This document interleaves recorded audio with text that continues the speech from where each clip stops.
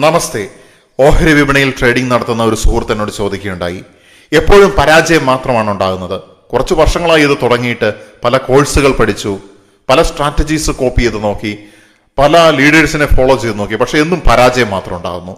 ഈ സ്റ്റോക്ക് മാർക്കറ്റിന്റെ കാര്യത്തിൽ മാത്രമല്ല, ബിസിനസിന്റെ കാര്യത്തിൽ അല്ലെങ്കിൽ ജീവിതത്തിന്റെ ഏത് സമസ്യകളിലും റിപ്പീറ്റഡ് ആയിട്ടുള്ള പരാജയങ്ങൾ, തിരിച്ചടികൾ മാത്രം ഉണ്ടായിക്കൊണ്ടിരിക്കുകയാണ്. വ്യക്തികൾ മാറുന്നുണ്ട്, സാഹചര്യങ്ങൾ മാറുന്നുണ്ട്, ലോകം അതിന്റെ രീതിയിൽ സഞ്ചരിക്കുന്നുണ്ടെങ്കിലും എൻ്റെ പരാജയം എന്ന് പറയുന്നത് തീരുന്നില്ല. അപ്പൊ ഞാൻ ഈ സുഹൃത്തിനോട് പറയുണ്ടായി, എന്തുകൊണ്ട് ഓഹരി വിപണിയിൽ പരാജയം ഉണ്ടാകുന്നു? ഇവിടെ ഞാൻ ഓഹരി വിപണിയെ കുറിച്ചല്ല സംസാരിക്കുന്നത്, ഒരു ഉദാഹരണം പറയുന്നതാണ്.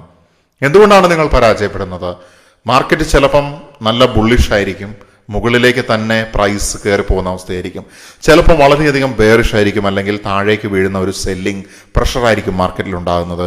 ചില സമയത്ത് മാർക്കറ്റ് വളരെ സൈഡ് വേ ആയിരിക്കും.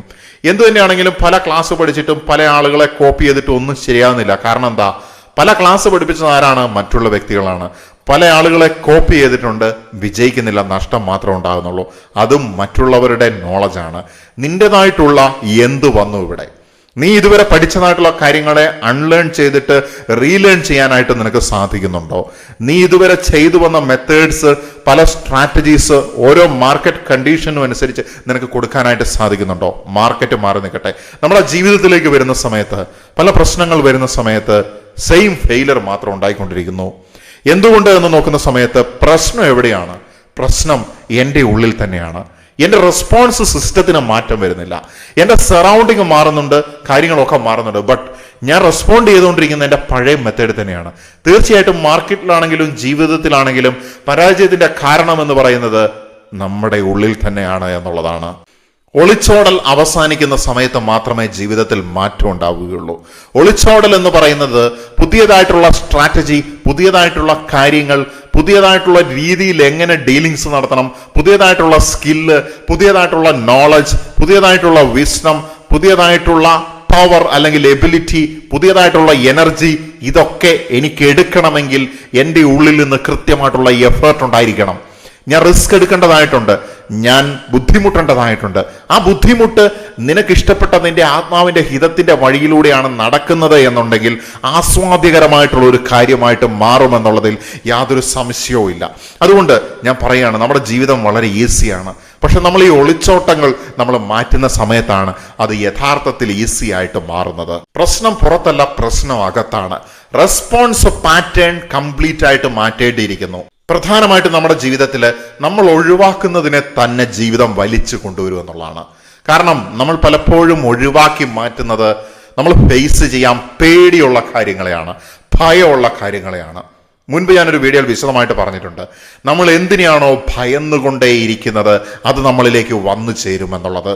കാരണം എൻ്റെ സബ് കോൺഷ്യസ് മൈൻഡ് അല്ലെങ്കിൽ ഒരു ലോ ഓഫ് അട്രാക്ഷൻ്റെ പ്രിൻസിപ്പിളിൽ നോക്കുകയാണെങ്കിലും എൻ്റെ മനസ്സിൽ എപ്പോഴുള്ള ഭയത്തിനെ ഞാൻ അട്രാക്ട് ചെയ്ത് കൊണ്ടുവരികയാണ്. അതിൽ ഭയം ഉണ്ടാകും, ഉത്തരവാദിത്തങ്ങൾ ഉണ്ടായിരിക്കും, തീരുമാനങ്ങൾ ഉണ്ടായിരിക്കും. ഒഴിവാക്കിയതെല്ലാം പുതിയ രൂപത്തിൽ മടങ്ങി വരും എന്നുള്ളതാണ്. കാരണം പ്രപഞ്ചത്തിനെ സംബന്ധിച്ചിടത്തോളം നമ്മുടെ വാക്കുകളല്ല, നമ്മുടെ ചിന്തകൾക്കും അപ്പുറത്തേക്ക് നമ്മുടെ അവബോധത്തിന്, നമ്മുടെ എനർജിക്കാണ് പ്രാധാന്യം കൊടുക്കുന്നത്. നമ്മൾ എന്ത് രീതിയിൽ വൈബ്രേറ്റ് ചെയ്യുന്നോ അത് നമ്മളിലേക്ക് തിരിച്ചു വരുന്നു. നമ്മൾ ഭയത്തിന്റെ രീതിയിൽ വൈബ്രേറ്റ് ചെയ്താൽ നമ്മൾ ഭയന്നതായിട്ടുള്ള കാര്യങ്ങൾ നമ്മളിലേക്ക് എത്തിച്ചേരുന്നു. യഥാർത്ഥത്തിൽ ജീവിതം നമ്മളെ വേദനിപ്പിക്കാൻ വേണ്ടിയിട്ടല്ല. അനിശ്ചിതത്വങ്ങൾ നമ്മുടെ മുന്നിൽ വരുന്നത് നമ്മൾ കാണാത്ത കാര്യത്തിനെ ജീവിതം നമ്മുടെ മുന്നിൽ കാണിക്കാൻ വേണ്ടിയിട്ട് തന്നെയാണ്. നമ്മൾ കാണാത്ത കാര്യത്തിനെ നമ്മൾ കാണുകയും മനസ്സിലാക്കുകയും അതിൽ നിന്ന് പാഠം ഉൾക്കൊള്ളുകയും ചെയ്യുന്ന സമയത്താണ് യഥാർത്ഥത്തിലുള്ള നമ്മുടെ ആത്മാവിന്റെ വളർച്ച അല്ലെങ്കിൽ സ്പിരിച്വൽ ഗ്രോത്ത് ഉണ്ടാകുന്നത്. പുറത്ത് എന്തൊക്കെ മാറ്റം ഉണ്ടായിട്ടുണ്ടെങ്കിലും നമ്മുടെ ഉള്ളിൽ മാറ്റം ഇല്ല എന്നുണ്ടെങ്കിൽ അവിടെ അടിസ്ഥാനപരമായിട്ട് യാതൊരു മാറ്റവും വിജയവും ഉണ്ടാകുന്നില്ല എന്നുള്ളതാണ്. അല്ലെങ്കിൽ അത്തരത്തിലുള്ള മാറ്റങ്ങൾ ലാസ്റ്റ് ചെയ്യുന്നില്ല എന്ന് പറയാനായിട്ട് സാധിക്കും. ടെമ്പററി ആയിട്ട് ചെറിയ ചേഞ്ചസ് ഒക്കെ വന്നതുപോലെ തോന്നും, പക്ഷേ നമ്മുടെ ഉള്ളിൽ മാറ്റം വരാത്തിടത്തോളം കാലം അത് സ്ഥായി ആയിരിക്കുകയില്ല.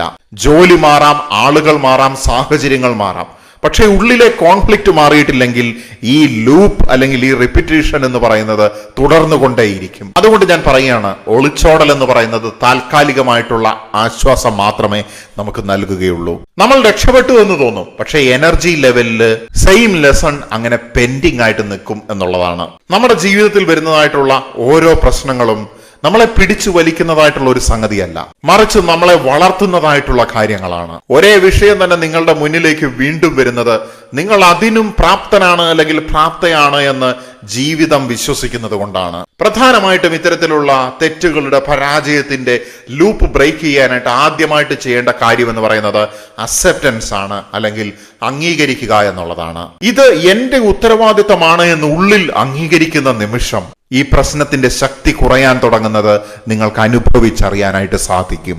ഒളിച്ചോട്ടം നമ്മളുടെ വളർച്ചയെ കുറയ്ക്കുകയാണ്, പക്ഷെ അതിനെ ഫേസ് ചെയ്യുന്ന സമയത്ത് ക്ലാരിറ്റി ആക്ടിവേറ്റ് ചെയ്യപ്പെടുകയാണ്.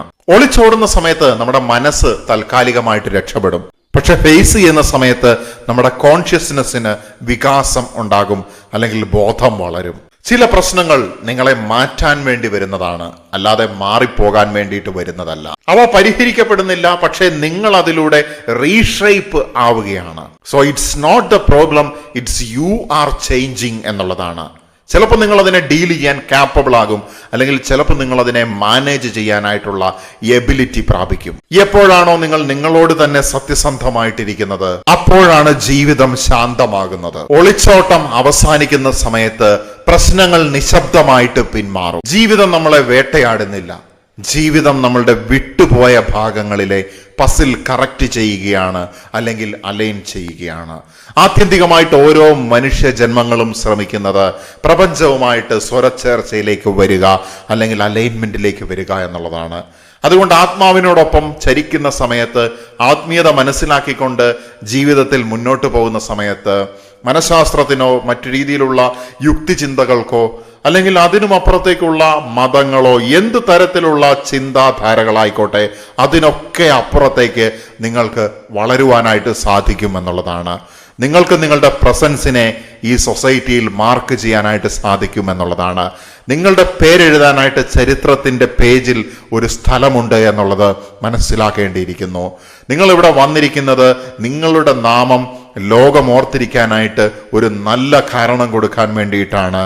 കൂടുതൽ ചിന്തിച്ചുകൊണ്ട് നമ്മൾ മുന്നോട്ട് സഞ്ചരിച്ചു കൊണ്ടേയിരിക്കുകയാണ് വിജയത്തിലേക്ക്. തുടരുവാൻ വേണ്ടി നിർത്തുന്നു തൽക്കാലത്തേക്ക്. നമസ്തേ.